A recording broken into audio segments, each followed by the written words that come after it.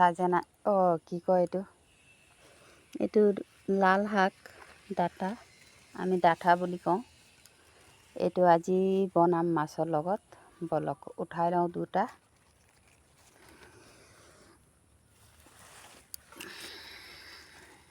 ডাঙৰ ডাঙৰ হৈছে অলপ। দোকানত বহি বহি কাটি ল'ম চব্জিবিলাক।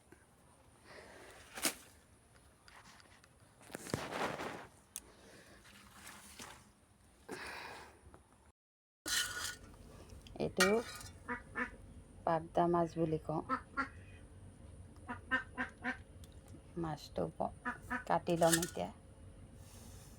এইফালে লাল শাকটো যে ডাঠাটো কাটি লৈছোঁ, আৰু এইফালে শাকটোও পেলোৱা নাই, এই পাতটো মানে ভাজি দিম। চব্জিটো হৈ গ'ল, নমাই ল'ম দেই।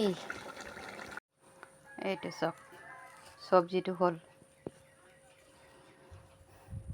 ভাল লাগিছে যদি এটা লাইক কৰি দিব।